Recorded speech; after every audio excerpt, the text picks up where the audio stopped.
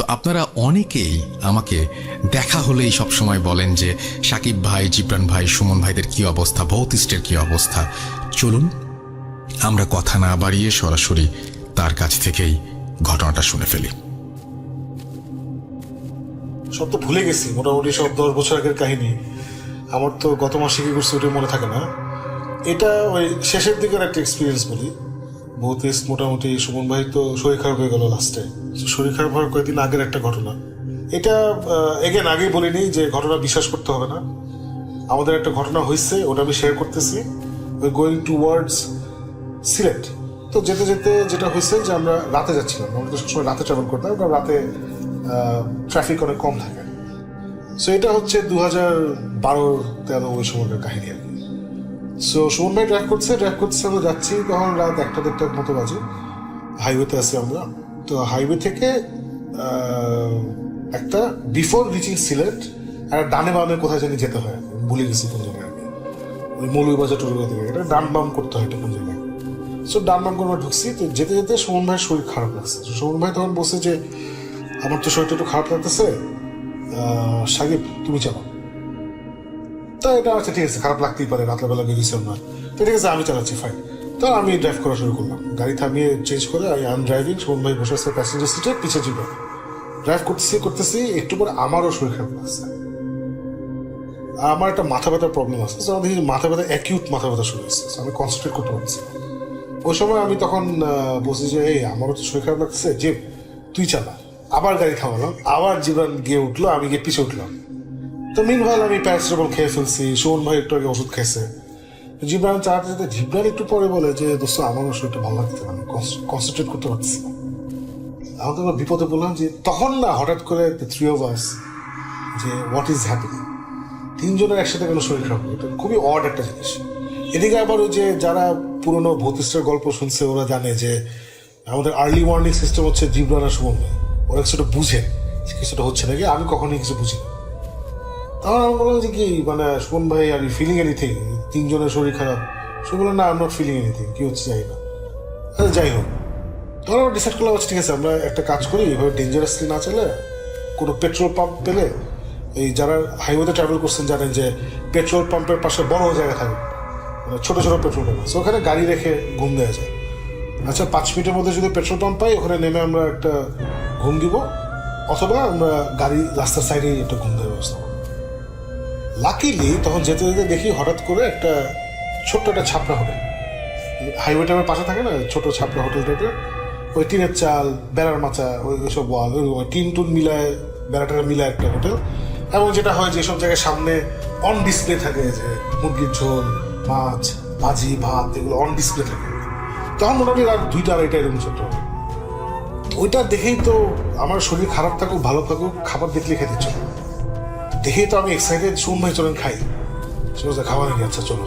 So আমরা গাড়ি park করলাম, পার্ক করে গেলাম, গিয়ে দেখলাম যে ওখানে একটা বয়স্ক লোক, 70-70 হবে, দাঁড়িয়েলা চিকন দাঁড়িয়েলা একটা বয়স্ক লোক, এখন তার সাথে পিচ্ছি একটা থাকে না হোটেলটা পিচ্ছি।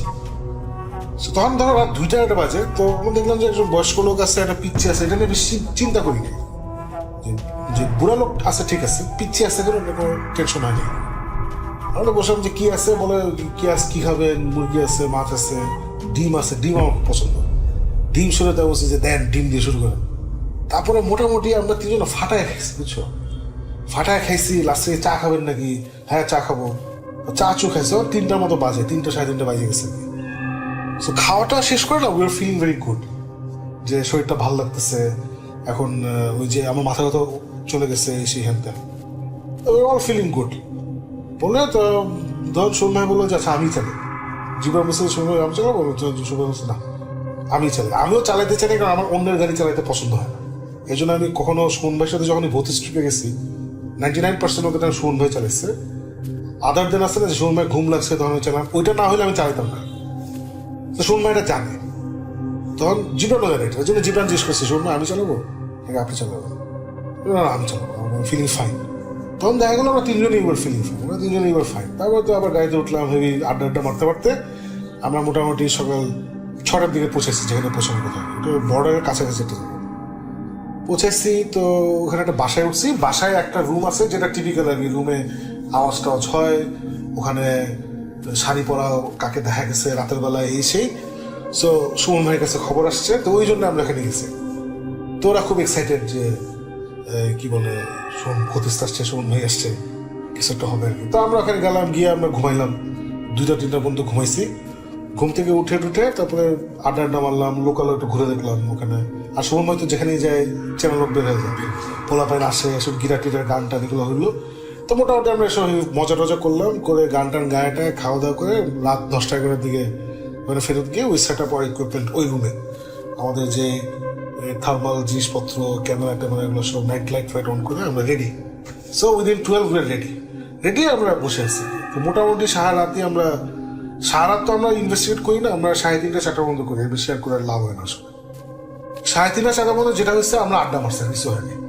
আমি সুমন ভাইয়ের জীবন হেভি আড্ডা হয়েছে, কেউ কিছু ফিল করি নাই। এর বেশ মনোরম পরিবেশ, আমরা জানলা টালা খোলা রাখছি, তখন গরম ছিল, ফ্যান অন আর জানলা টালা সব। মাঝখানে আমার আছে না ফ্যানও বন্ধ করছি 40 মিনিটস 1 আওয়ারের জন্য, যদি কিছু হয় ফ্যান বন্ধ করলে মেবি ফ্যানের জন্য আসতেছে না ভূত, এগুলো বিভিন্ন পারমিটেশন কম্বিনেশন হচ্ছে বুঝছেন।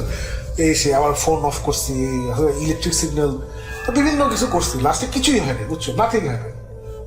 তো ওখানকার একটা ইয়াং ছেলে ছিল, সে ধরো 2টা পর্যন্ত আমাদের সাথে ছিল। তারপর আমরাই বলছি ভাই তুমি যাও, বিকজ আমরা চাই না তোমাদেরকে এখানে থাকো, তাহলে আমাদের ব্যালেন্সটা নষ্ট হয়ে যায়।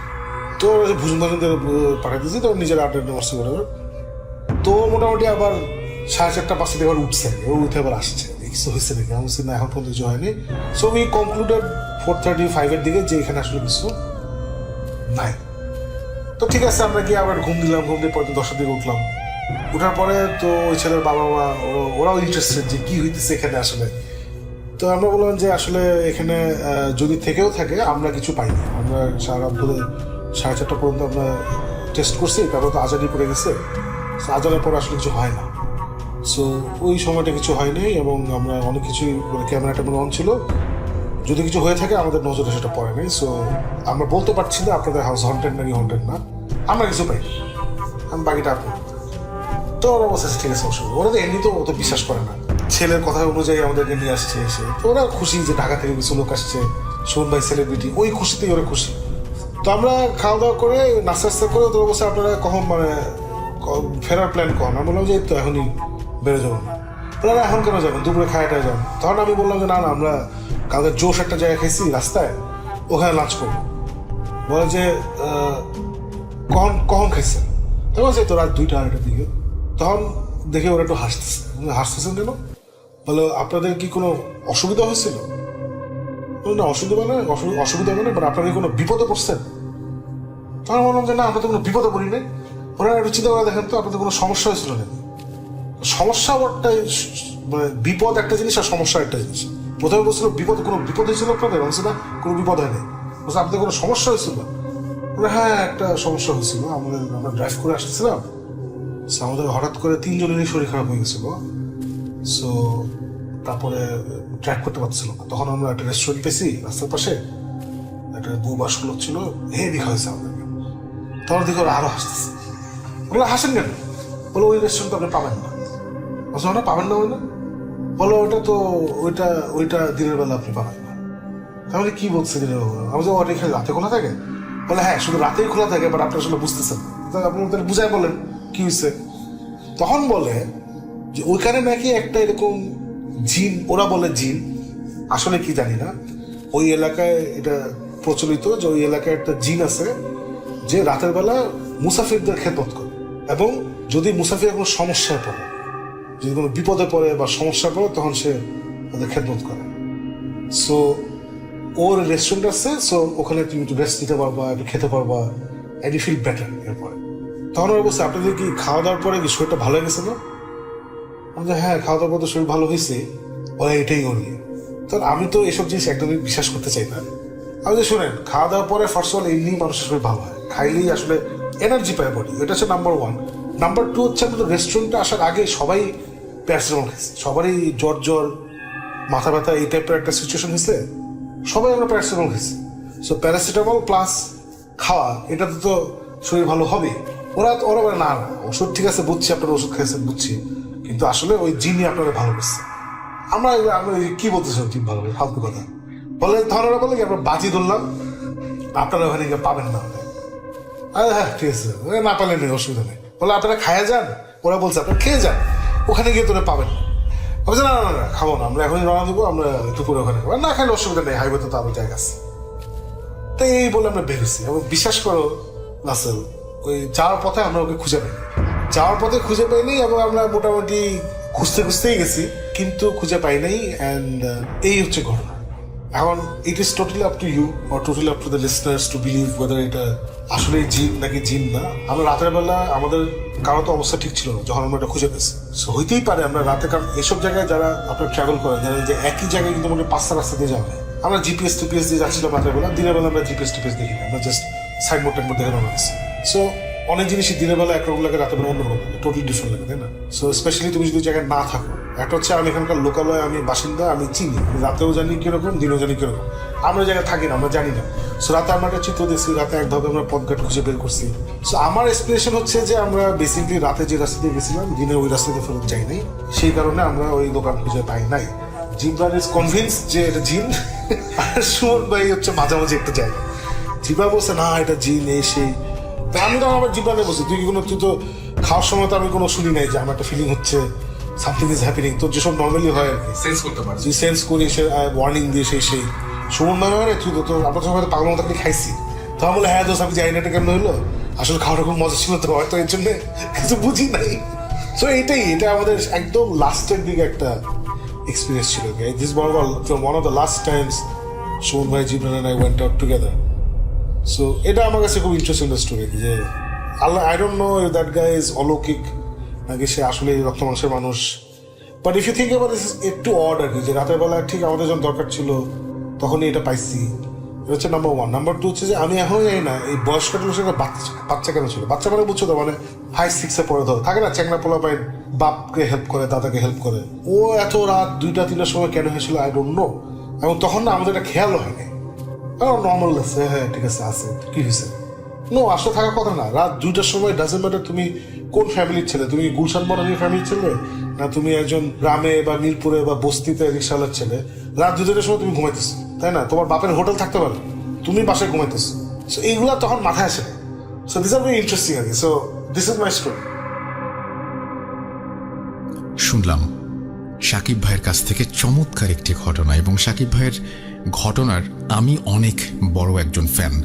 কিছুদিন আগে যখন আমি সাকিব ভাইয়ের অফিসে যাই, তখন সাকিব ভাই আমাকে সেখান থেকে তার বাসায় নিয়ে যান, এবং বাসায় নিয়ে গিয়ে আমরা তার রুমের মধ্যে বসে বসে এই স্টোরিটা রেকর্ড করি। এই ঘটনাটা আপনাদের কাছে কেমন লেগেছে আমি জানি না, আমার কাছে অসম্ভব ভালো লেগেছে। এবং আমি খুব অল্প সময়ের মধ্যেই কেন যেন সাকিব ভাইয়ের কথা শুনতে শুনতেই সেই সময় হারিয়ে গিয়েছিলাম, এবং সেই সময় থেকে ফিরে আসতে আমার একেবারেই ইচ্ছা করছিল না। আমি জানি আপনাদের কাছে এরকম ঘটনা আছে, যদি ঘটনা থাকে তাহলে পাঠান আমাদের কাছে। আমাদের ইমেল অ্যাড্রেস হচ্ছে russell.booth.com@gmail.com, এবং এইখানে আপনার নাম, ঠিকানা এবং ফোন নাম্বার সহ আপনার জীবনে ঘটে যাওয়া বা আপনার জানা সেরা ঘটনা লিখে পাঠাবেন আমাদের কাছে। ঘটনার শুরুতে অবশ্যই উল্লেখ করবেন যে ঘটনাটি আপনি স্টুডিওতে এসে শেয়ার করতে চান, নাকি আপনি চান আপনার ঘটনা আমরা পড়ে শোনাই। যারা দেশের বাইরে রয়েছেন তারা সরাসরি অডিও ক্লিপ পাঠাতে পারেন বা লিখেও পাঠাতে পারেন ঘটনাটি।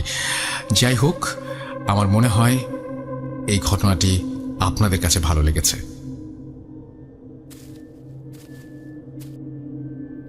Spirit, be here with me.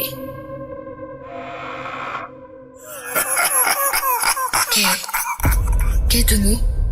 Booth.com. The fear returns with Russell.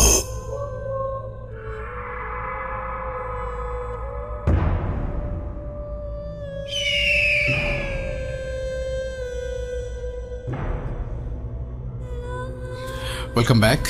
এবং আমার সাথে আছে, আপনার নামটা আরেকবার প্লিজ বলবেন। আমার নাম রিমঝিম খান, আমি ঢাকা ক্যান্টনমেন্ট থেকে বলছিলাম। রাইট, রিমঝিমের আগে ঘটনা আপনারা শুনেছেন, এবং সেই ঘটনাটা অবশ্যই আমি বিশ্বাস করি আপনাদের ভালো লেগেছে, কারণ আমার অনেক ভালো লেগেছে। এবং তার জীবনের সাথে মিলে যায়, মানে তার জীবনের বিরাট একটা ঘটনা, যে ঘটনাটা তার আসলে কোনোদিন ভুলে যাবার কথা না। এবং কি অদ্ভুত একটা সময় তার জীবনে এসেছিল, এবং সেই সময়টা সে অতিক্রম করে এসছে। কিন্তু ঘটনাগুলো আজীবন স্মৃতি হয়ে সে বয়ে বেড়াচ্ছে।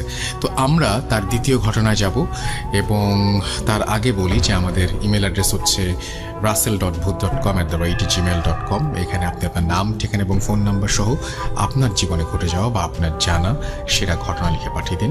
ঘটনার শুরুতে অবশ্যই উল্লেখ করুন যে ঘটনাটি আপনি স্টুডিওতে এসে শেয়ার করতে চান, নাকি আপনি চান আপনার ঘটনা আমরা পড়ে শোনাই। যারা দেশের বাইরে আছেন তারা সরাসরি অডিও ক্লিপ পাঠাতে পারেন বা লিখেও পাঠাতে পারেন ঘটনাটি। আমরা রিমঝিমের ঘটনায় যাব এখন। ঘটনাটা অ্যাকচুয়ালি অনেকটা আগের, যদিও এটা আমার আগে বলাটা উচিত ছিল, কিন্তু ভাইয়া বলি। ঘটনাটা 2010 সালের। তখন ভাইয়া আমি জায়গাটার নামটা স্কিপ করতে চাই। শিওর। ওই টাইমে আমাদের ভাইয়া পোস্টিং ছিল যে জায়গাটায়, ওই জায়গাতে এই ঘটনাটা আর কি ঘটে।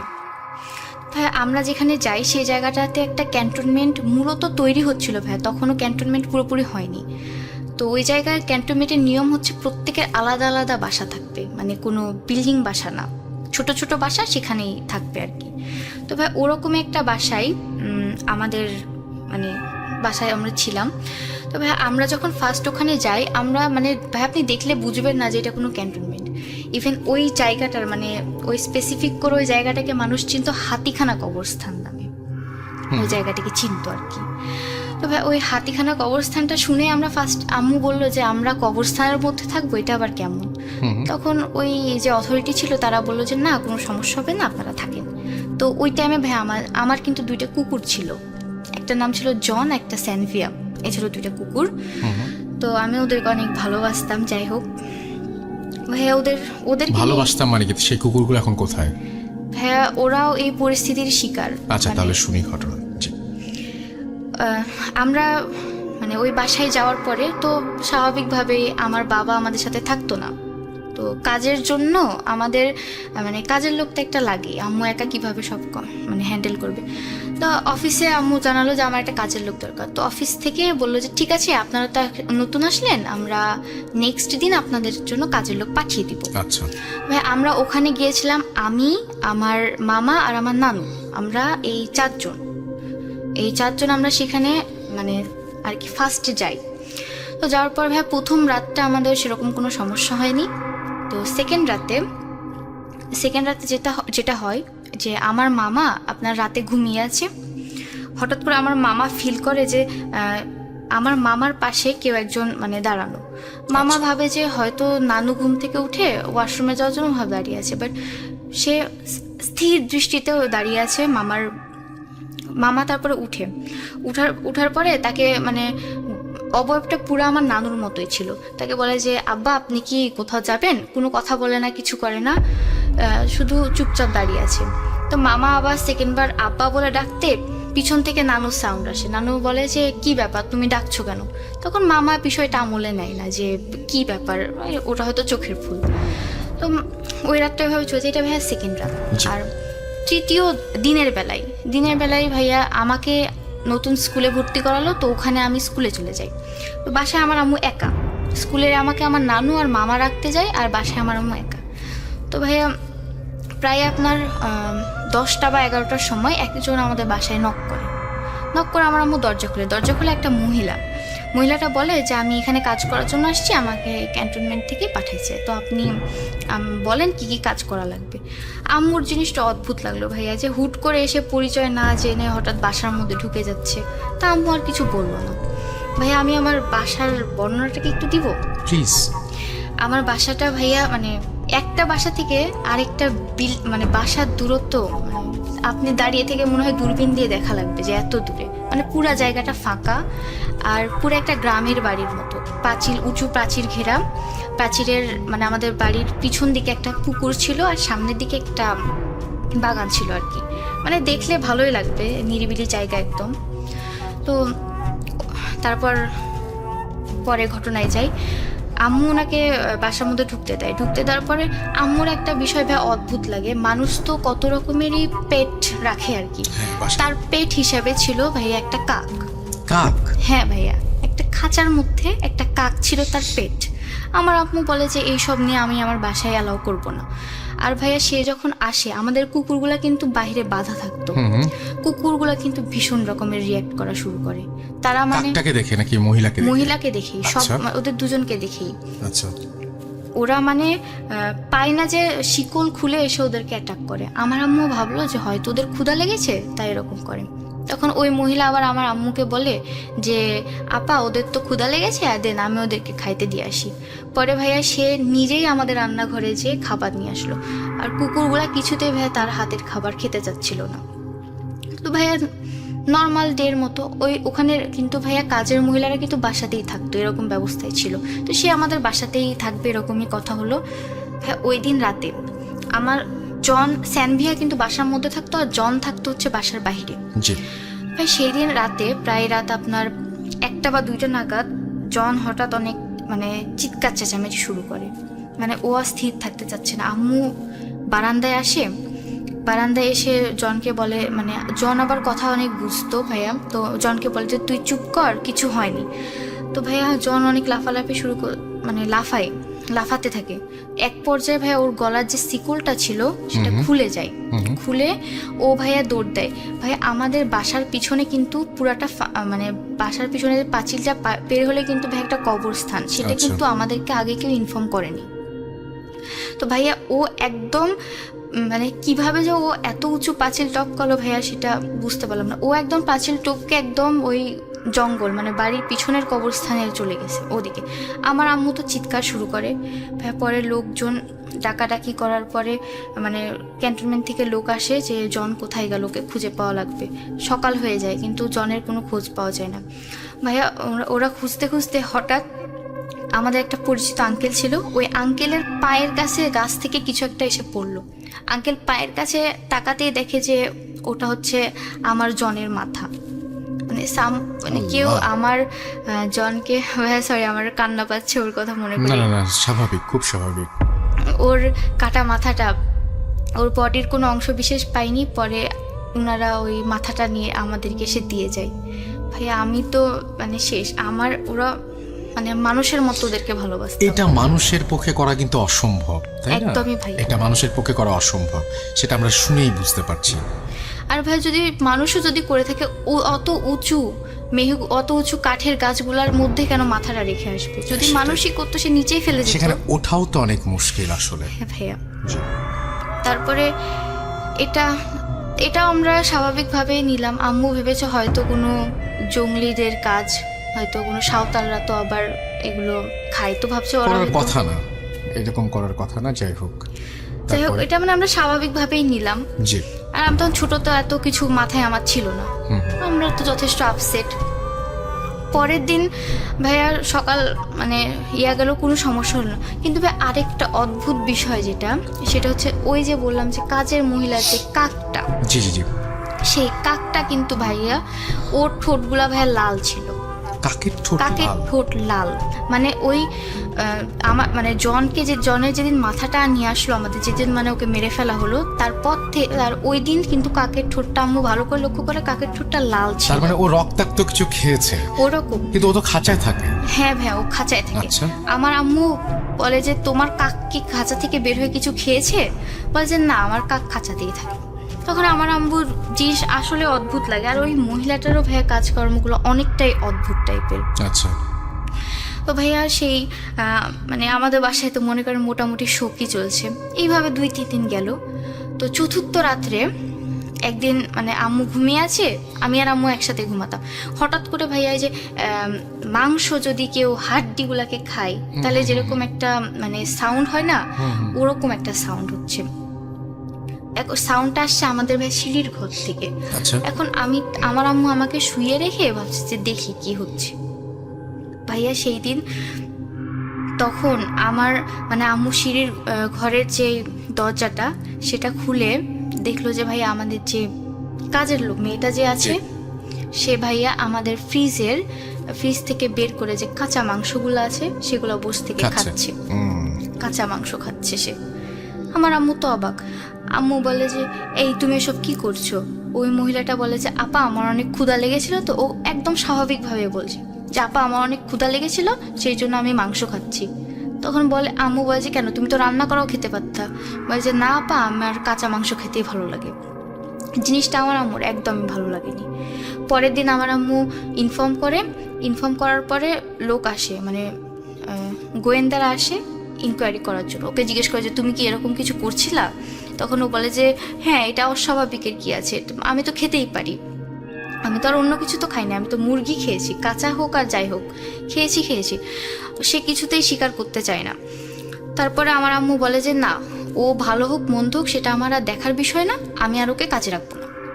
আচ্ছা, পরে ভাইয়া ও চলে যাওয়ার সময় আমার আম্মুকে বলে যে আপনি আমাকে তাড়িয়ে দিলেন, আপনি এটা ঠিক করলেন না কাজটা। আমার আম্মুকে বলে, আম্মু বলে যে কেন? বলছে কেন তার উত্তর আমি দিতে পারবো না, আপনি কাজটা ঠিক করলেন না, এর জন্য আপনাকে পস্তাতে হবে। আচ্ছা, এটা বলে সে চলে যায়। পরে ভাইয়া আমার আম্মু বিষয়টা কতটা মানে আমলে নেয় না আর কি, যে কে কি বললো তাতে আমার কি হবে।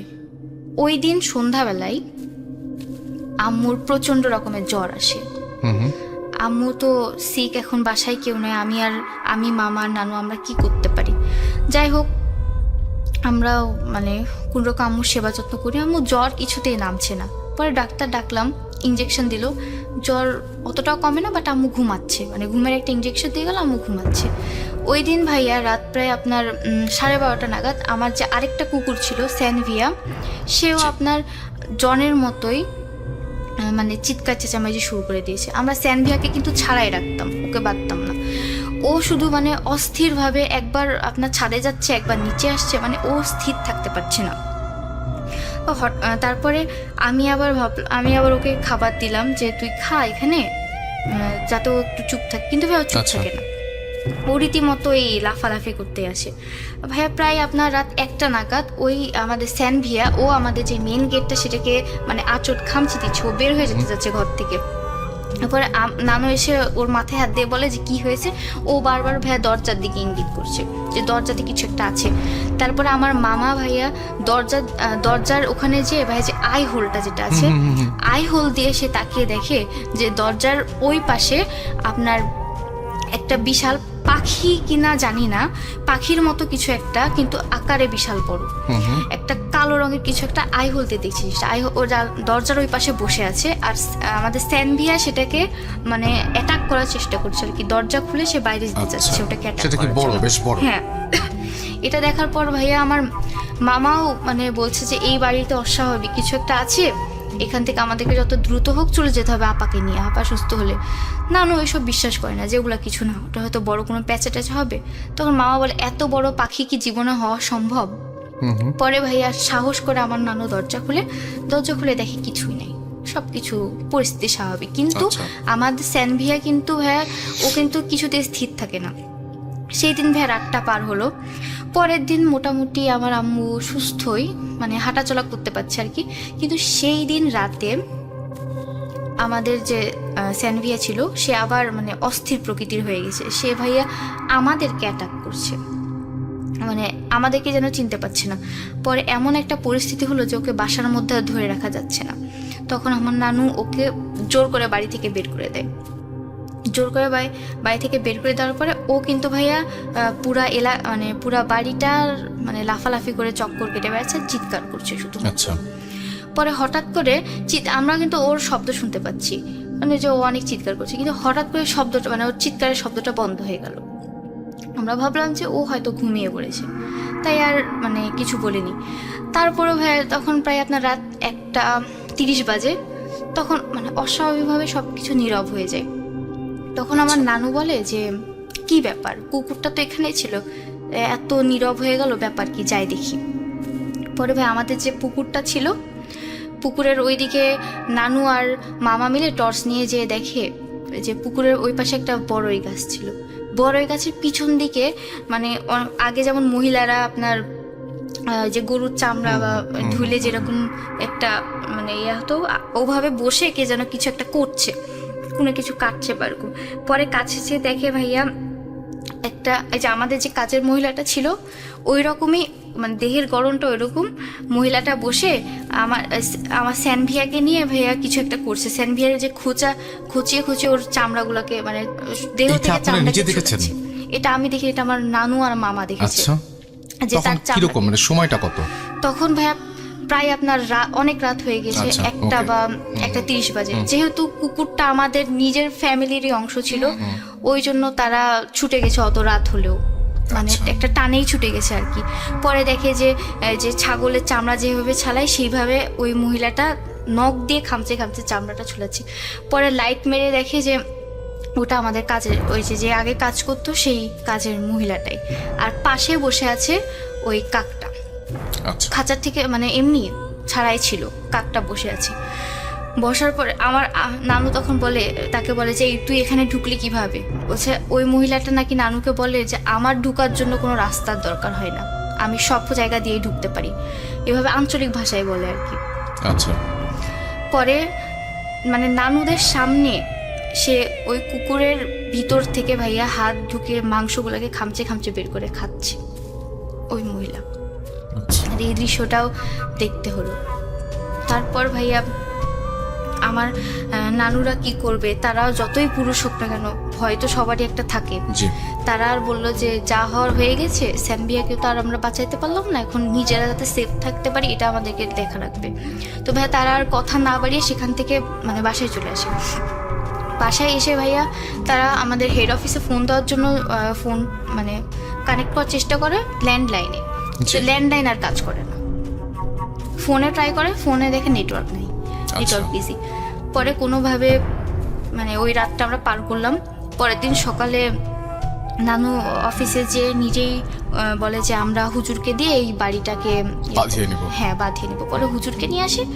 হুজুর এসে পুরা বাড়িটা দেখে বলে যে এই বাড়িতে হচ্ছে শয়তানের নজর পড়েছে এ বাড়িতে। আচ্ছা, তারপরে আমার মানে শয়তানের নজর এখন কেন পড়লো, এখন হুজুর বলে যে আমার আম্মুর দিকে দোষারোপ করে, বলে যে আমার আম্মু নাকি কোনো এক সকালে কোনো এক জিনকে নাকি যে জিনের কোনো একটা কাজে ব্যাঘাত ঘটিয়েছে, তার জন্য সেই জিন এসছে আমার আম্মুর কাছ থেকে প্রতিশোধ নিতে। আচ্ছা। এখন আমার আম্মু বলে যে আমি তো জীবনে কোনো পিঁপড়াও মারিনি, আমি আবার কিভাবে কোন জিনের মানে ব্যাঘাত ঘটালাম? তখন হুজুর বলে যে ঠিক আছে আমি সব দেখছি। তারপরে ভাইয়া বাঁধানোর যেই জিনিসপত্র মানে যা সরঞ্জাম লাগে, ওই দিন সন্ধ্যাবেলায় হুজুর বললো যে আমি সেগুলা নিয়ে একটা মানে আর কি আমি বসবো। তো জিনকেই সরাসরি জিজ্ঞেস করব যে তুমি কি চাও, ওই শয়তানকে জিজ্ঞেস করবে। তো ভাইয়া ওই এলাকাতে এই জিনিসটা ভাইয়া কথা তো আর ছড়াইতে বেশি সময় লাগে না, এলাকার অনেকে এই কথাটা জেনে গেছে। তখন এলাকার যে অন্যান্য কাজের মহিলারা ছিল তারা বলে এটা নাকি পিশাচিনী, আচ্ছা, এটা নাকি পিশাচ, আর এটা নাকি অনেক খারাপ জিনিস, যার দিকে একবার নজর দেয় তার নাকি জীবনকে পুরো শেষ করে ফেলে। পরে ভাইয়া হুজুর বললো যে ঠিক আছে আমি দেখবো এটা কত বড় পিশাচ বা কি, আমি সব দেখবো। পরে ভাই সন্ধ্যাবেলায় আমরা ওগুলা নিয়ে বসলো। আমার আম্মুকে এক জায়গাতে মানে আমার আম্মু হুজুরের মুখোমুখি বসালো। জি, বসানোর পরে বিভিন্ন হুজুরের যে দুয়া আছে, যে সূরা আছে, সবগুলা বলে মানে দোয়া পড়লো। আর ভাইয়া হুজুর বললো যে সব বাসার যতগুলো সদস্য আছে সবাই এক জায়গাতে বসবে, বাসার সব মানে পুরো বাসা অন্ধকার রাখতে হবে, এবং মানে যাই হোক আমাদের কারো আওয়াজ করা যাবে না, চুপচাপ বসে থাকতে হবে। তো হুজুরের কথা অনুযায়ী আমরা তা ফলো করলাম, আমরা সবাই চুপচাপ বসে আছি। আমার আম্মু হুজুরের সামনে, আমার আম্মু ভাইয়া অস্বাভাবিক আচরণ শুরু করে। আচ্ছা, আমার আম্মু যেন আমি যে মানে ওই দিন সন্ধ্যা থেকে আমার আম্মু অস্বাভাবিক হয়ে যায়, আমি যে আম্মুর মেয়ে, আম্মু আমাকেও চিন্তা করে অনেক। তারপরে ওই দিন আপনার 8টা-9টার দিকে হুজুরের সামনে আমার আম্মুকে বসানো হলো। বসানোর পরে আম্মু মানে হুজুর আম্মুকে অনেক দোয়া দুরুস বলে আম্মুর কপালের মধ্যে এভাবে মানে কপালে কিছু একটা টিপ পরাইলে যেরকম হয় ওভাবে হাত দিয়েছিল আমার আম্মুর কপালে। তখন আমার আম্মুকে হুজুর জিজ্ঞেস করে যে তুই এ বাড়িতে কেন আসছিস?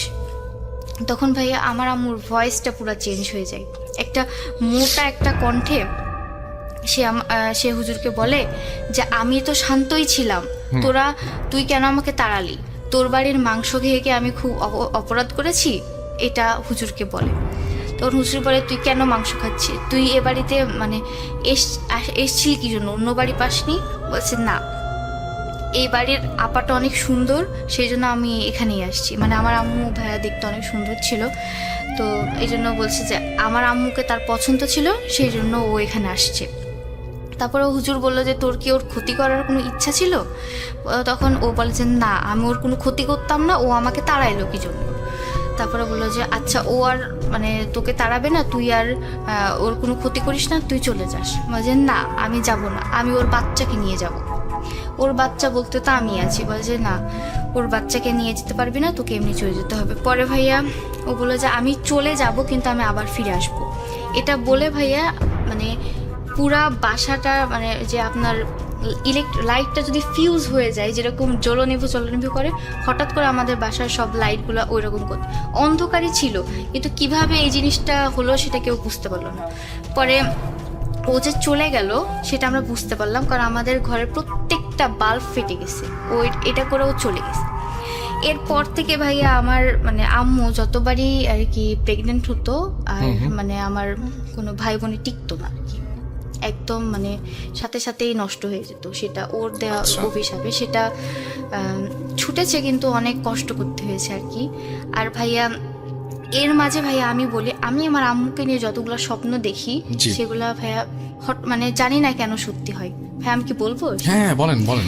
ভাই একদিন আমি সন্ধ্যাবেলায় স্বপ্নে দেখছি যে আমার আম্মু তখন প্রেগনেন্ট ছিল। ভাইয়া স্বপ্নে দেখি যে আমার আম্মু সিঁড়ি থেকে পড়ে যাচ্ছে সন্ধ্যাবেলায়, আর একটা লাল রঙের পা আমার আম্মুকে ধাক্কা দিয়ে ফেলে দিচ্ছে। এটা আমি স্বপ্নে দেখি। তারপরে ভাই আমি ভাবি যে স্বপ্নে তো দেখলাম, এটা আবার সত্যি হবে কি। তখন ভাই সন্ধ্যার আজান দিচ্ছে, আমি দেখি যে পাশে আমার আম্মু নাই। তা আমি ভাবলাম যে আম্মু আবার কোথায়। পরে আমি ছাদে যেয়ে দেখি আমার আম্মু দাঁড়িয়ে আছে। আম্মু বলে যে এখন তো সন্ধ্যা হয়ে গেছে, চলো আমরা যাই। ভাই আমরা যাওয়ার জন্য মানে আসলাম, সিঁড়ির যে ঘরটা আছে ছাদের ওপরে, সিঁড়ির ঘর থেকে ভাই মানে মানুষের পায়ের আওয়াজ আসছে। এটা তো অসম্ভব, আমাদের বাসায় তো তখন পুরুষ বলতে আমার মামা আর নানু, তো অন্য কেউ, ওরা তো ছাদের ঘরে যাবে না। পরে আম্মু গেল, যে আম্মু বলে যে তুমি থাকো, আমি দেখে আসি যে ঘরের মধ্যে কি। ভাইয়া আম্মু ঘরের মধ্যে যে দেখে ভাইয়া দুইটা পা স্থির, মানে ফ্লোরের মধ্যে দুইটা পা মানে পড়ে আছে আর কি, শুধু কাটা দুইটা পা। আম্মু এটা দেখে ভাইয়া পিছনে সরে আসতে যে জাস্ট আপনার সিঁড়ি থেকে পড়ে যায় আম্মুর ওই বেবিটা আর কি নষ্ট হয়ে যায় তখন। আচ্ছা, এই যে আপনি এই স্বপ্ন যে সত্যি হয়, এইটার কোনো ব্যাখ্যা পেয়েছেন নাকি এটা আপনি জানেন না এখনো পর্যন্ত কেন মনে হয়? ভাই এটা আমি অনেক হুজুরের কাছে, মানে পরিচিত হুজুরকে বলেছি যে ভাই আমার অনেক স্বপ্ন এরকম সত্যি হয়েছে। এটা তো ভাই একটা বললাম, আরো অনেক স্বপ্ন এরকম হয়। ভয়ঙ্কর কিছু হয়েছে? হ্যাঁ ভাই, ভয়ঙ্কর কিরকম বলেন তো? ভয়ঙ্কর যেমন ভাইয়া আচ্ছা, এটা নয় আমরা একটু পরেই শুনছি। আমরা আপাতত আপনাদেরকে বলি যে আমাদেরকে মানে একটু পরে মানে আরেকটা ঘটনায় শুনবো। আপাতত বলি যে আপনারা আমাদেরকে ঘটনা পাঠাতে হলে আমাদের ইমেল অ্যাড্রেস হচ্ছে ভূত.com যে ইমেল অ্যাড্রেসটা সেটাই, এবং সেটি হচ্ছে russell.booth.com@gmail.com। সেখানে আপনাদের ঘটনাগুলো পাঠিয়ে দিন। ফেসবুকে ভিজিট করুন আমাদের পেজগুলো এবং আমাদেরকে জানান আপনাদের সকল কথা। আপাতত আমরা এই ঘটনাটা এখানেই শেষ করতে চাই। রিমঝিম, আপনাকে অনেক ধন্যবাদ। আমরা পরবর্তী ঘটনায় যাব। Thank you.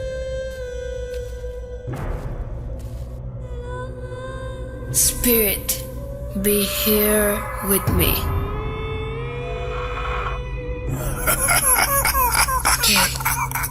কে তুমি? Voot.com. The fear returns with Russell.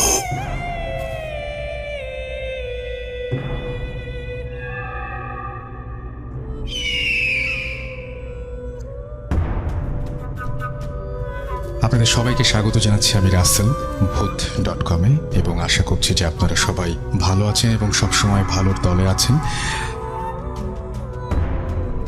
আপনাদের সামনে আমি এখন পড়ে শোনাচ্ছি, আশা করছি যে এই ঘটনাটিও আপনাদের ভালো লাগবে।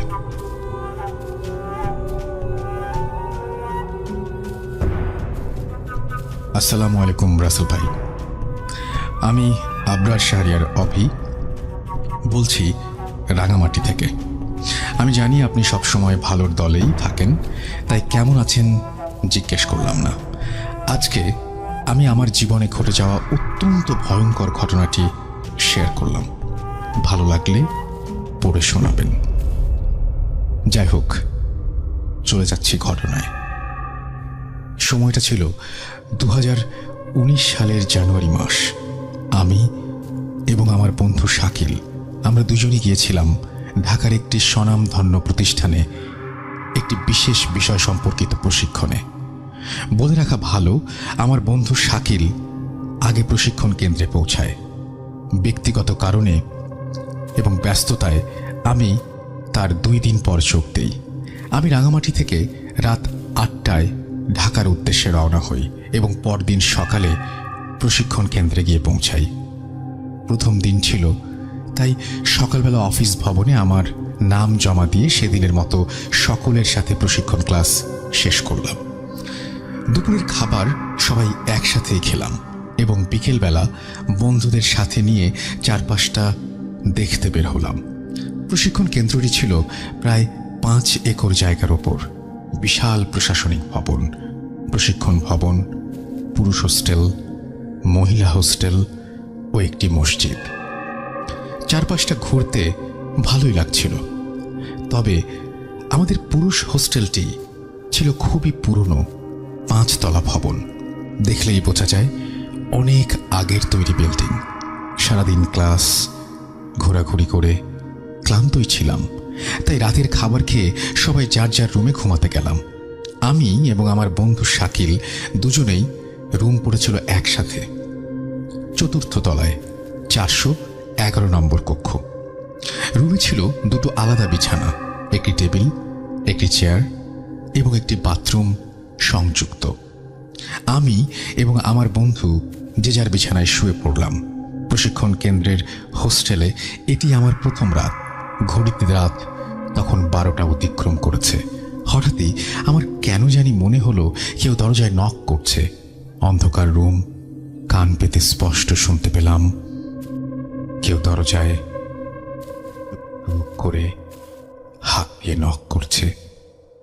যদিও এত রাতে হোস্টেলে কেউ জেগে থাকার কথা না, আর দারোয়ান থাকে নিচতলায়, তবু আমি জিজ্ঞেস করলাম, কে কে কে নক করছে? দেখলাম কোন সারা শব্দ নেই। কিছুক্ষণ পর শুনি আমার মাথার উপরের ছাদে কেউ দৌড়াদৌড়ি করছে। কারো পায়ের দৌড়ানোর শব্দ আমি স্পষ্ট শুনতে পেলাম। আমি কিছুটা ভয় পেয়ে আমার বন্ধুকে ডাকলাম, শাকিল, শাকিল, শাকিল, তুমি কিছু শুনতে পাচ্ছ? শাকিল উত্তরে বলল, শুনছি, চুপ করে শুয়ে থাকো, কোনো কথা বলার দরকার নেই। আমি তার কথা শুনে চুপচাপ শুয়ে পড়লাম। কিছুক্ষণ পর ঠিক একইভাবে দরজায় নক করার শব্দ শুনি, কিন্তু না, এবারে আর সামনের দরজা থেকে না, এবার শব্দটা হচ্ছে পেছনের দরজায়, যে দরজাটা খুললে শুধুমাত্র 4 তলায় আমাদের রুমের বারান্দায় যাওয়া যায় এবং দরজার ওপাশে কেউ থাকার কথাও না। আমি খুব ভয় পেয়ে যাই। হঠাৎই রুমের ভেতর আকস্মিকভাবে কিছু একটা ওপর থেকে পড়লো। একজন মানুষ ওপর থেকে লাফ দিয়ে নামলে যেমনটা শব্দ হওয়ার কথা ঠিক তেমনি শব্দ হলো এবং পুরো বিছানাটা যেন সাথে সাথে কেঁপে উঠল। আমি এবং আমার বন্ধু শাকিল দুজনেই অন্ধকার রুমে বিছানা থেকে লাফ দিয়ে উঠে গেলাম এবং অদ্ভুত ব্যাপার হলো, আমি আমার বন্ধুকে জিজ্ঞেস করলাম, কিছু অনুভব করলে? সে আমাকে বলল, তুমি কিছু অনুভব করলে? দুজনের প্রশ্ন এক। আমাদের বুঝতে বাকি রইল না, সামথিং ইজ রং। আমার বন্ধু খুব ভয় পেয়ে তার বিছানা ছেড়ে আমার বিছানায় এসে একসাথে শুয়ে থাকে। সে আমাকে বলে, গত 2 দিন আগে যখন সে আমার আগে এখানে আসে, সে একা একাই ঘুমোতে গিয়েছিল এবং মাঝরাতে ঠিক একই শব্দ শুনেছিল। আমি কোনো কথা না বাড়িয়ে চুপচাপ শুয়ে থাকি। কিছুক্ষণ পর ওয়াশরুম থেকে পানি পড়ার শব্দ ভেসে আসতে লাগলো। ভাবলাম পানির কলটা হয়তো ঠিক মতো বন্ধ করা হয়নি, তাই পানি পড়ছে, কিন্তু ধীরে ধীরে পানি পড়ার শব্দটা যেন বেড়েই চললো। আমার মনে হলো, আমার মনে খুব কৌতুক আর খুব ভয় কাজ করছিল। আমি আমার বন্ধুকে বলি, চল ওয়াশরুমে গিয়ে দেখি একটু, কিন্তু সে ভয়ে আতঙ্কিত ছিল। তাই আমি একা একাই উঠে লাইট অন করলাম। ওয়াশরুমের ভেতরে গিয়ে দেখি বাতিটা জ্বালানো, কিন্তু আমার স্পষ্ট মনে আছে আমি বাতি অফ করেই ওয়াশরুমের দরজা লক করে গিয়েছিলাম। যাই হোক, এত কিছু না ভেবে ধীরে ধীরে ওয়াশরুমের দিকে এগিয়ে গেলাম এবং দরজাটা খোলার সাথে সাথে আমি যা দেখলাম তা দেখার জন্য আমি মোটেও প্রস্তুত ছিলাম না। আমি দেখলাম ওয়াশরুমের মেঝেতে একটি গলা কাটা মাথা পড়ে আছে এবং বালতির পানিগুলো লাল রক্তাক্ত। মনে হচ্ছে কেউ এখনই মাথাটা কেটে রেখে চলে গিয়েছে। আমার মাথা তখন কাজ করছিল না। আমি চিৎকার করে শাকিল! বলে ডাক দিয়ে সেখানে অজ্ঞান হয়ে যাই। আমার জ্ঞান ফেরে নিজেকে বিছানায় আবিষ্কার করি। পাশে আমার বন্ধু শাকিল, প্রশিক্ষণের আরো 2 জন মেম্বার, আমাদের প্রশিক্ষণ অফিসার এবং ওই হোস্টেলের দারোয়ান উপস্থিত ছিলেন। আমার জ্ঞান ফেরার পরেই সবাইকে রাতের ঘটনাটা খুলে বলি। ঘটনা শুনে স্যার বলেছিলেন, এই সব কিছু না, সব হ্যালুসিনেশন। এরপর যে যার মতো চলে যায়। কিছুক্ষণ পর হোস্টেলের দারোয়ান আবার আসে এবং রুমটা পাল্টানোর পরামর্শ দেয়। উনি আজকে 15 বছর এই প্রশিক্ষণ কেন্দ্রে দারোয়ানের কাজ করছেন এবং ওনার থেকে জানতে পারলাম এই রুমটাতে 2015 সালে 2 জন মধ্যবয়সী লোক থাকতো। তারাও কোনো এক প্রশিক্ষণ নিতে এসেছিল। প্রশিক্ষণের 1 সপ্তাহ পর ওই রুমের ওয়াশরুম থেকে একজনের গলা কাটা লাশ উদ্ধার করা হয় এবং অন্যজনকে খুঁজে পাওয়া যায়নি। ধারণা করা হয় হয়তো পালিয়ে যাওয়া ব্যক্তিটি কোনো ধারালো অস্ত্র দিয়ে তার রুমমেটকে গলা কেটে হত্যা করে ওয়াশরুমে রেখে গেছে।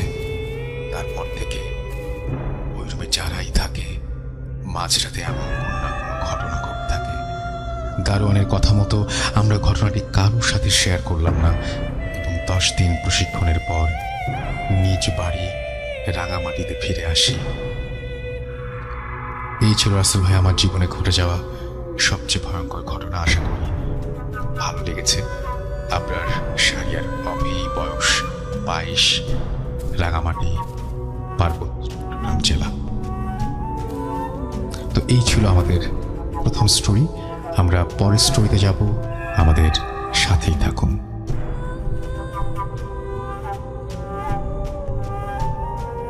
Spirit, be here with me.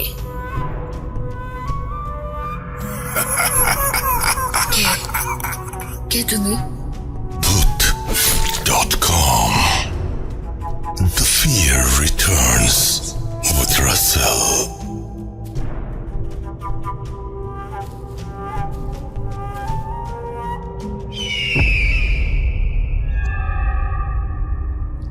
আমরা জানি যে স্বপ্ন নিয়ে আপনাদের অনেক আগ্রহ, আমাদের সবারই আগ্রহ। স্বপ্ন কখনো সত্যি হয়, কখনো স্বপ্ন একেবারে হয় অর্থহীন।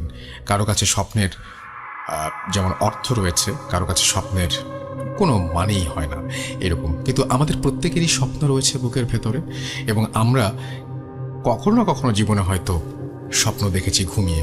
দুটো স্বপ্নের 2 ধরনের ব্যাখ্যা আছে এবং দুটো স্বপ্ন 2 ধরনের স্বপ্ন। তারপরেও বলবো যে ঘুমিয়ে যে স্বপ্ন দেখি সেই স্বপ্ন যদি পরের দিন সত্যি হয়ে যায়, ভালো স্বপ্ন হলে তো আমাদের খুব ভালো লাগার কথা, কিন্তু তারপরেও মনের কোনো একটা জায়গায় হয়তো মনে হয় যে কিছু একটা মনে হয় গোলমাল আছে, আমি যা দেখলাম তা মিলে গেল কেন। আর খারাপ হলে তো কথাই নাই। কারো কারো, আমি এর আগে অনেকের কাছেই শুনেছি যে কারো কারো এরকম স্বপ্ন হঠাৎ করেই সত্যি হয়ে যায়। কেউ কেউ আগে থেকে টের পান কেউ মারা যাবে, কেউ কেউ কোনো দুর্ঘটনা টের পেয়ে যান। স্বপ্নের মধ্যে এরকম নানান ঘটনা তিনি জানতে পারেন যা পরবর্তীতে ঘটে যায়। এটা খুবই ভয়ঙ্কর একটা ব্যাপার। আমার সাথে আজকে আছেন এই মুহূর্তে রিমঝিম, যার সাথে এই ঘটনাগুলো বহুবার হয়েছে। সেই রকম কিছু ঘটনা, স্বপ্ন নিয়ে কিছু কথা আমরা শুনবো রিমঝিমের কাছ থেকে। ভাইয়া, ঘটনাটা অ্যাকচুয়ালি আমার এক ফুফাতো বোনের, যার সাথে এই ঘটনাটা মানে আমার স্বপ্নের সাথে তার সংযোগ ছিল। ভাইয়া, আমার ওই বোনটা কিন্তু আপনার প্রতিবন্ধী ছিল। আচ্ছা।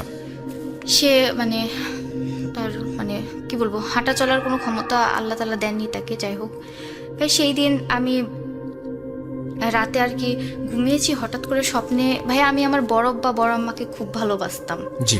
আমার বড় আব্বা বড় আম্মা অনেক আগে মারা গিয়েছেন যদিও। তো ওই দিন রাত্রেবেলায় আমি স্বপ্নে দেখি আমার বড় আম্মাকে। জি। বড়ম্মা আমাকে এসে বলে যে অনেক তো হলো, এবার আমি তোমার একজনকে নিয়ে যাব। আমি বললাম যে কেন বড়ম্মা? বলে যে ও আর পৃথিবীতে থাকতে চায় না, আমি ওকে নিয়ে যাব, এই কথা বলে। বলার পর আমি ঘুম থেকে ওঠার পর ভাবি যে বড়ম্মাকে দেখলাম, এটা মনে হয় নিছকই স্বপ্ন। পরের দিন শুনলাম যে আমার ওই আপুটার ডেথ হয়ে গেছে। আচ্ছা, ওই আপুটার স্বাভাবিকই মৃত্যু, কিন্তু ভাইয়া আমি জানতে পারলাম আগের দিন। তারপর ভাইয়া আমার একটা ছোট চাচাতো ভাই ছিল ভাইয়া, তার মৃত্যুর আগের দিনও আমার ফুপি কিন্তু উনারও এই জিন রিলেটেড অনেক সমস্যা ছিল, তো সেই জন্যই তার মৃত্যু হয়েছে আর কি। উনি এসে আমাকে স্বপ্নে এসে বলে যে আমি তোর ছোট চাচাতো ভাইকে আমি এসে নিয়ে যাব। পরের দিন ভাইয়া সেও মারা যায়। তো ভাইয়া আমি কি আমার ফুপির ওই ঘটনাটা বলবো আপনাকে? বলেন, স্বপ্নগুলো কি হয়ে গেছে না? স্বপ্নগুলো এই পর্যন্তই ছিল? জি ভাইয়া, আচ্ছা, শুনি ফুপির ঘটনাটা। ভাইয়া আমার ফুপি অত্যন্ত ধার্মিক ছিলেন আর কি, কিন্তু তারপরেও তার এরকম সমস্যা হতো। জি ভাইয়া, ওনার একদিন হচ্ছে উনি প্রায় আপনার সন্ধ্যার দিকে কোথাও একটা ঘুরতে গিয়েছিলেন, তো বাসায় ফিরতে ফিরতে সন্ধ্যা হয়ে যায়। তো সন্ধ্যা হওয়ার পর উনি গোসল করতে গেছেন একটা পুকুরে, ভাবলেন একটু ফ্রেশ হয়ে আসি, তো পুকুর থেকেই গোসল করে, বাড়িতে পানি না থাকে পুকুর থেকে উনি গোসল করতে গেছেন। তো ভাই গোসল করার পর হঠাৎ গোসল করতে যাওয়ার পর পুকুরে যিনি নামেন, উনি হঠাৎ ফিল করেন যে কেউ ওনার পাটা ধরে আছে। উনি ভাবলেন যে পায়ে কি আবার লতা পাতা জড়ালো নাকি। উনি তারপর ভাইয়া পাটা পুকুর থেকে বের করে দেখে তার পাটা একদম স্ক্র্যাচ করা, পাটা কেউ যদি চাপটে ধরে থাকে, আঙ্গুলের দাগ বসানো। পরে উনি এটা নিয়ে এসে আমার দাদিকে দেখলেন। আমি তো ভাই আগেই বলেছি যে আমার দাদির এরকম জিন আছে আমার দাদির কাছে, তো আমার দাদি তো সবটা বুঝতে পারেন। দাদি দোয়া দুরুজ করে দেন যে তুমি ঘুমিয়ে যাও, তোমার আর কিছু হবে না। ভাইয়া উনি ঘুমিয়েছেন। রাত্রেবেলায় উনি স্বপ্নে দেখছেন ভাইয়া যে উনার হাতের মধ্যে কেউ রড ঢুকাচ্ছে, ওনার হাতের মধ্যে রড ঢুকাচ্ছে, হাতের তালুতে পায়ের তালুতে রড ঢুকাচ্ছে। উনি তো চিৎকার দিচ্ছেন ভাইয়া, চিৎকার করে যন্ত্র ব্যথা লাগছে। উনি ভাইয়া চিৎকার দিয়ে ঘুম থেকে উঠে দেখেন যে সত্যি ভাইয়া তার হাতের তালু এবং পায়ের তালু থেকে ব্লাড বের হচ্ছে এবং তিনি যন্ত্রণাটা ফিল করছেন।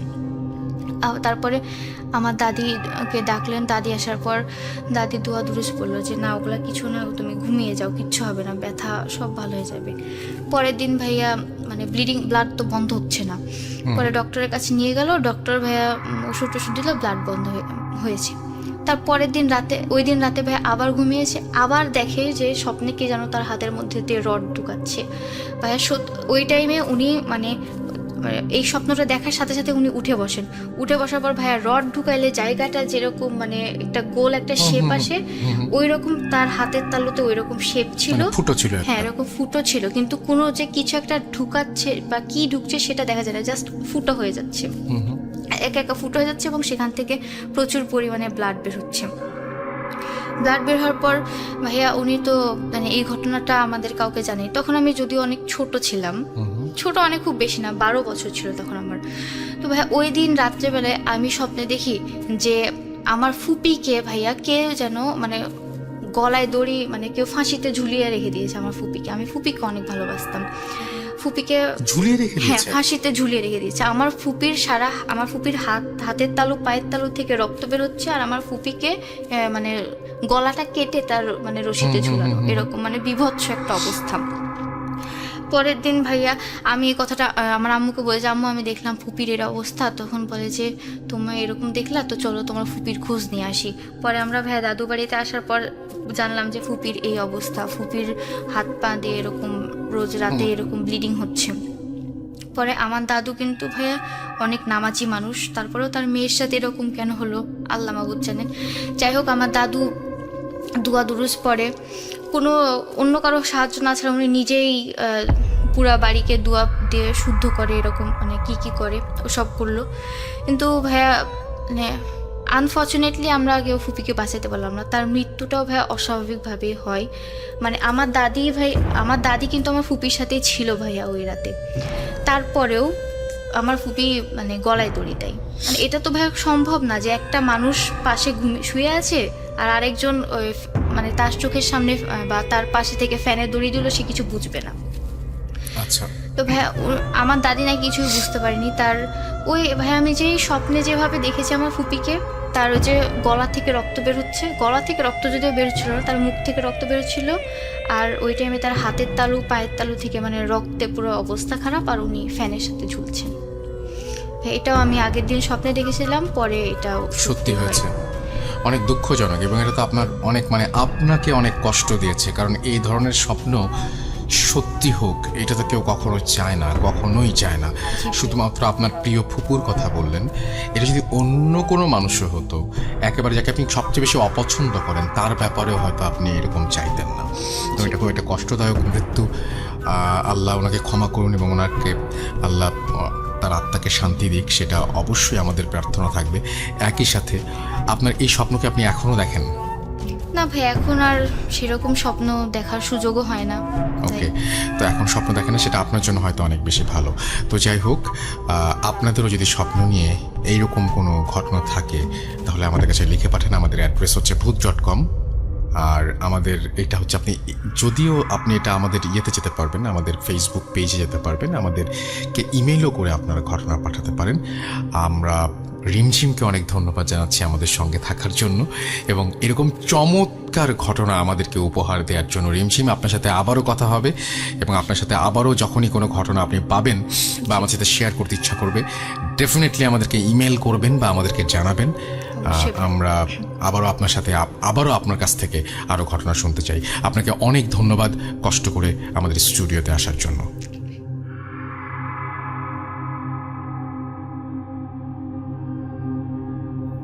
Spirit, be here with me.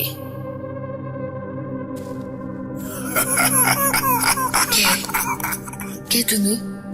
Bhuth.com. The fear returns with Russell.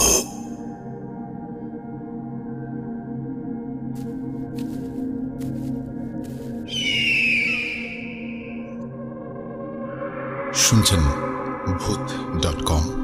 আমি রাসেল আছি সাথে এবং আপনাদের সবাইকে স্বাগত জানাচ্ছি। আশা করছি আপনারা এই 7 দিন ভালো ছিলেন এবং ভালোর দলেই ছিলেন। আজকের যে ঘটনাগুলো আমি আপনাদের সাথে কিছুক্ষণের মধ্যে শেয়ার করব, সেই ঘটনাগুলি বেশ অদ্ভুতই বলতে হবে এবং বিভিন্ন জায়গা থেকে বিভিন্ন মানুষ এসে আমার সাথে শেয়ার করেছেন। যেমন এখানে একটি ঘটনা আছে, আমাদের নাম বলবো, আমি একদম বাসা থেকে কালেক্ট করেছি তার, এবং তিনি একজন ভৌতিস্টের সদস্য। এখন কে তিনি সেটা আপনাদেরই খুঁজে বের করতে হবে। আর এছাড়াও আরও চমৎকার ঘটনা আছে আমাদের আগের এপিসোডে, 2-1টি ঘটনা যেগুলো শেয়ার করেছিলেন যারা, তারা আজকের এপিসোডেও ঘটনা শেয়ার করবেন। এরকমভাবেই সাজানো হয়েছে আমাদের আজকের এই এপিসোডটি। আপনাদের কেমন লাগছে এটা জানাতে অবশ্যই আমাদের পেজ কিন্তু ভিজিট করতে ভুলবেন না। আমাদের যে 2টো পেজ রয়েছে আপনারা নিশ্চয়ই জানেন, সেই 2টো পেজ আপনারা অবশ্যই ভিজিট করবেন। আমি বারবার করে পেজ বলছি, আসলে একটা পেজ এবং আরেকটা আসলে গ্রুপ। এবং আমাদের যে পেজটা সেটা তো আপনারা অ্যাড্রেসটা মনে হয় জানেনই, যে www.facebook.com/bhuth.com, BHOOT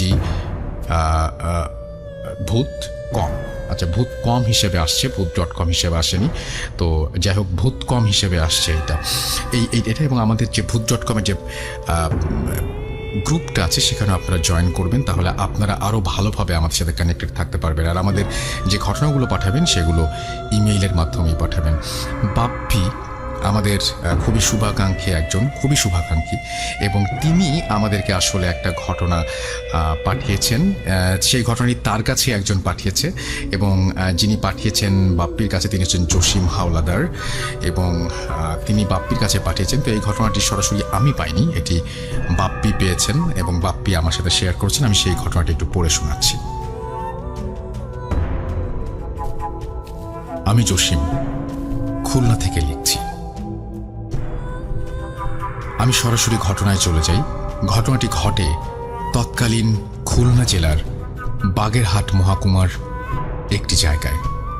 ঘটনার সঠিক সময়কাল জানা যায়নি, তবে ঘটনাটি ভারত পাকিস্তান দেশভাগের কিছু বছর পরে ঘটে। আমি আমার মায়ের কাছ থেকে ঘটনাটি শুনেছি।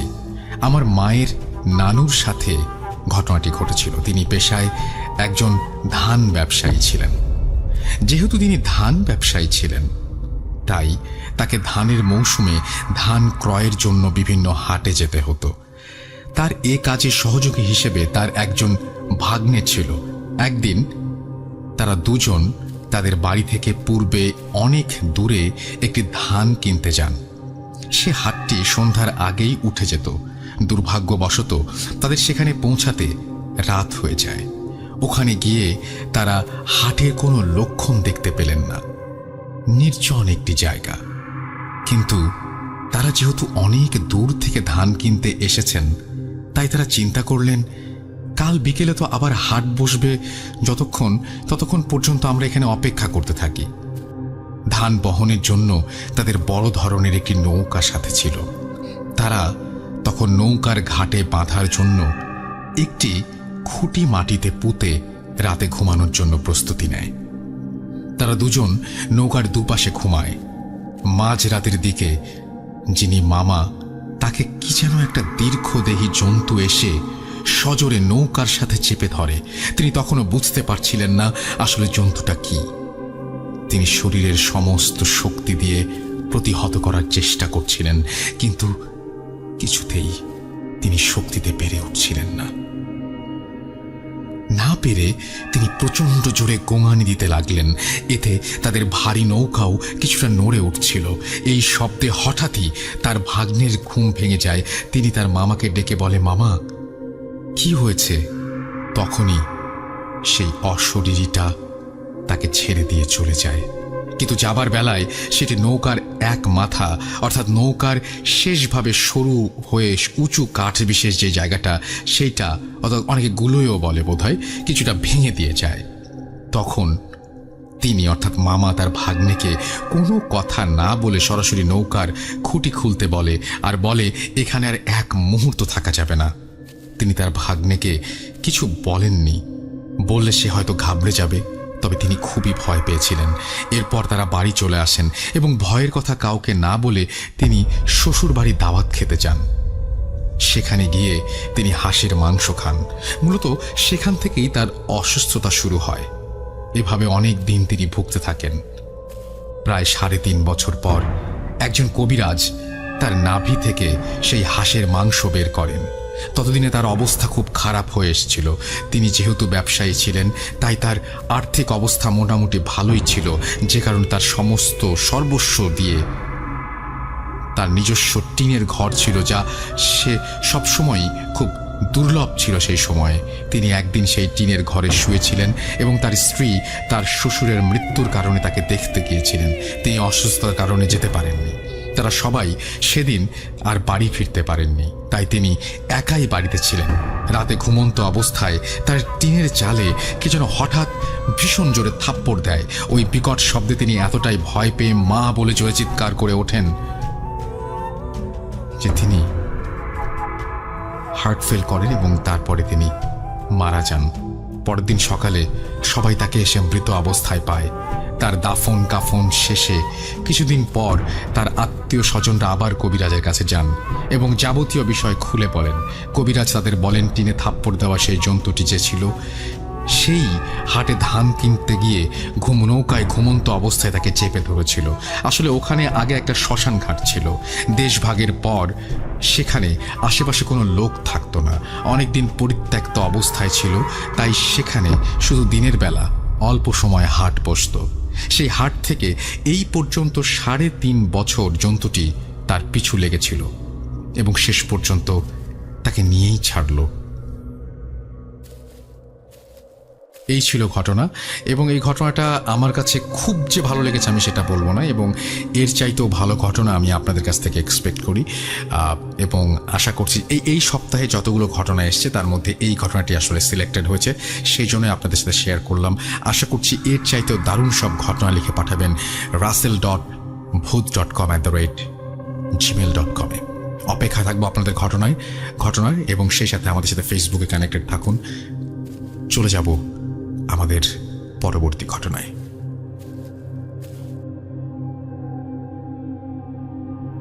Spirit, be here with me.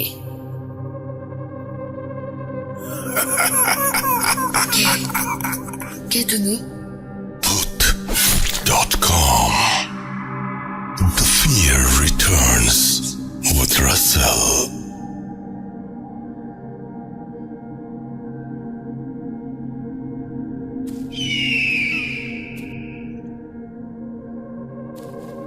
আরও একবার আপনাদের সবাইকে স্বাগত জানাচ্ছি। আমি রাসেল, শুনছেন ভূত.com।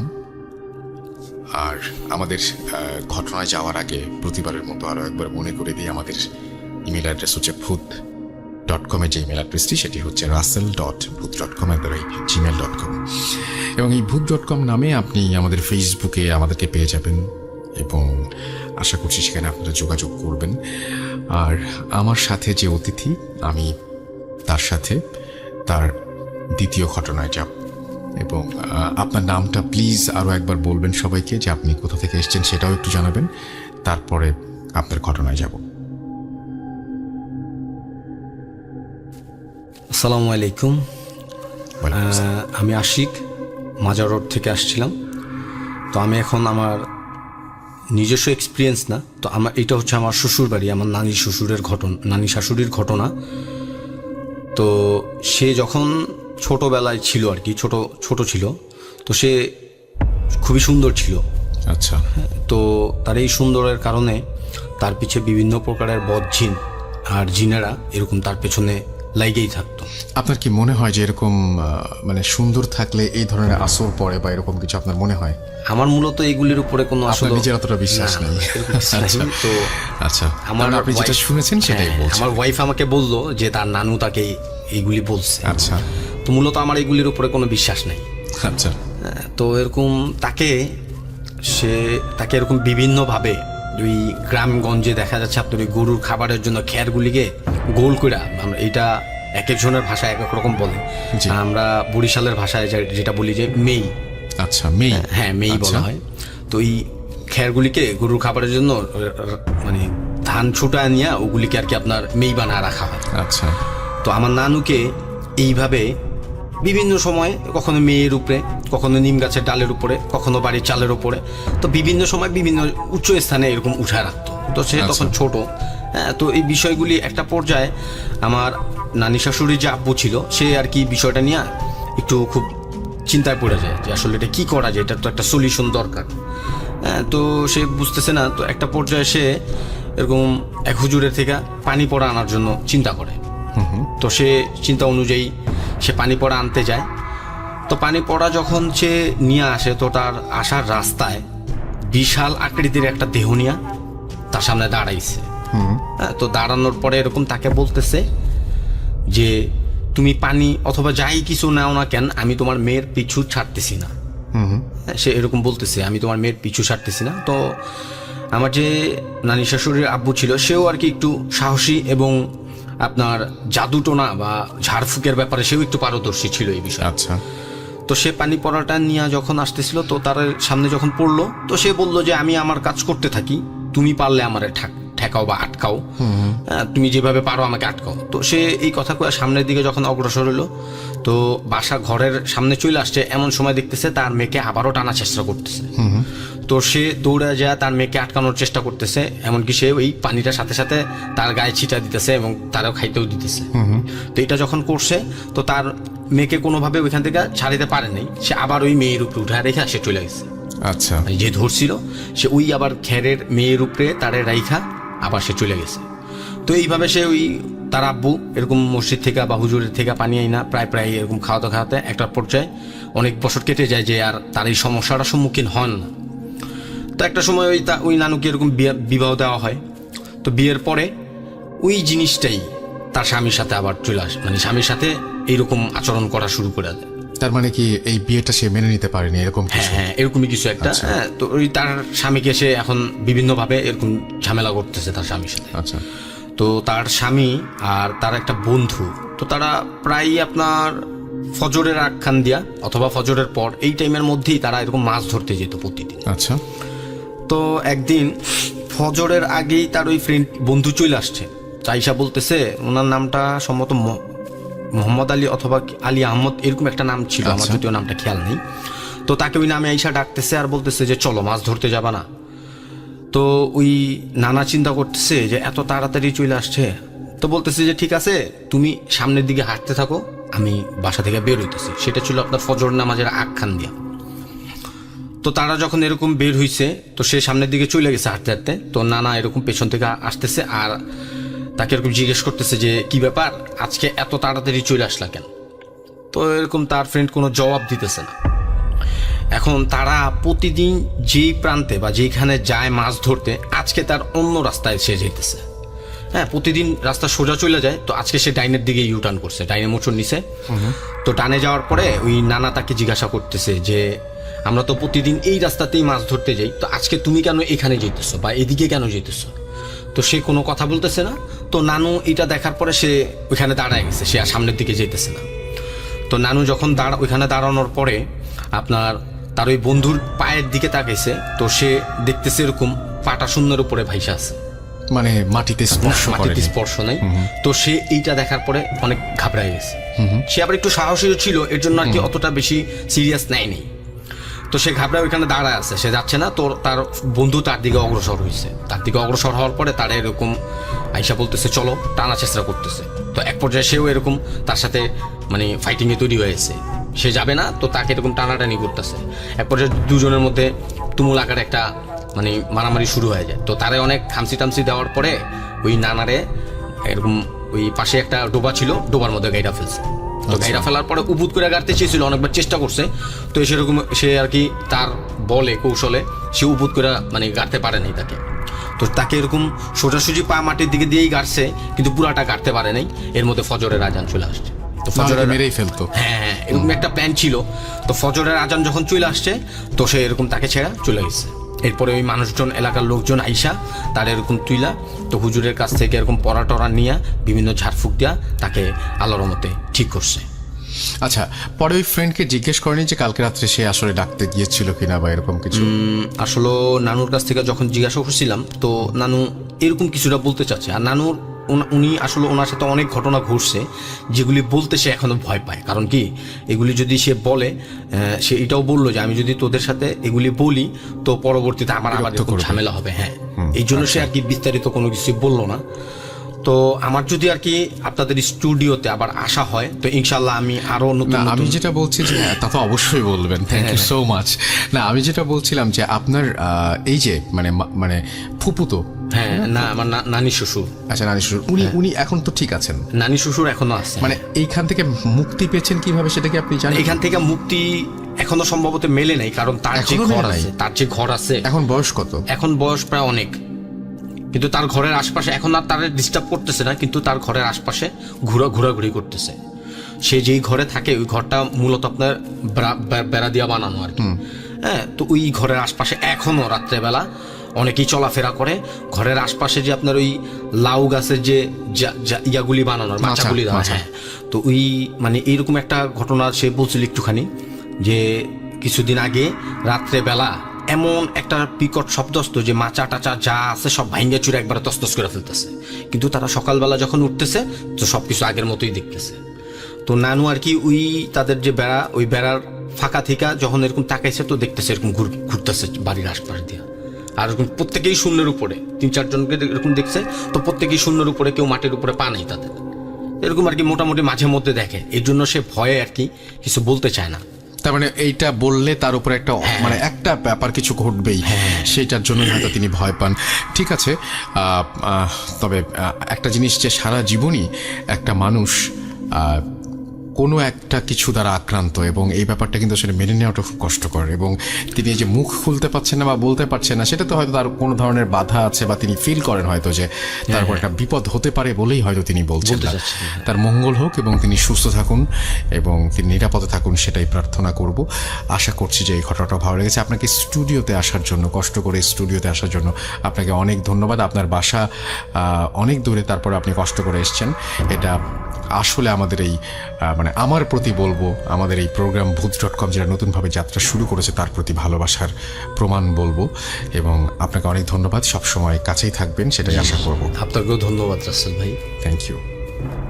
আজকের মতো এখানে শেষ করছি, কথা হবে আবার শুক্রবার। টাটা।